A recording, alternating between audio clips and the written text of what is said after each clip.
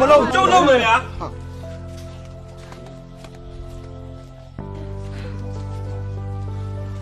ဒီယူတော့မှာဒီအိုးပဲ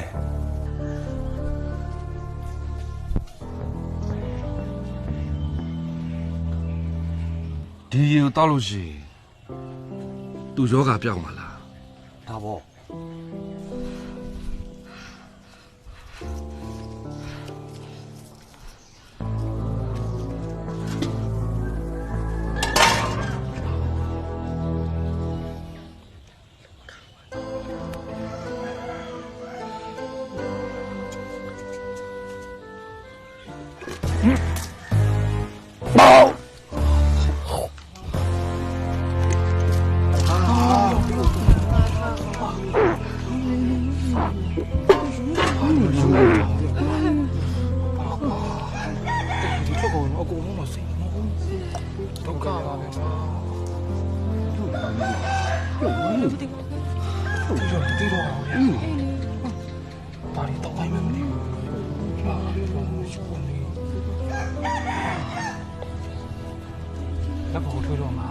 လက်ပေါ်ထွေးတော့မှာ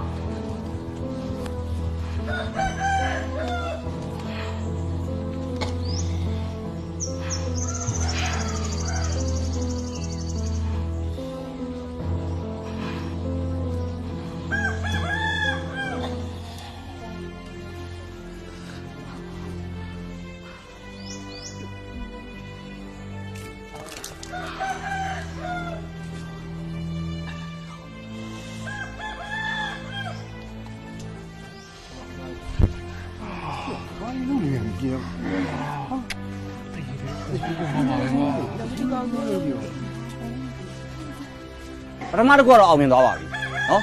ဒုတိယတစ်ခု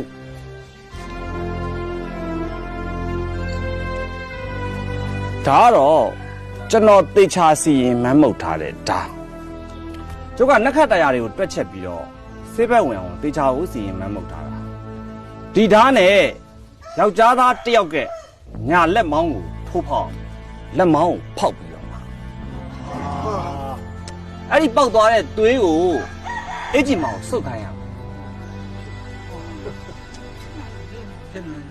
ဘယ်သူလုံးမလဲမလုံးလုံးနိုင်ဘူးဘာလို့လုံးရမှာလဲကျုပ်ပဲလုံးမယ်ဗျာ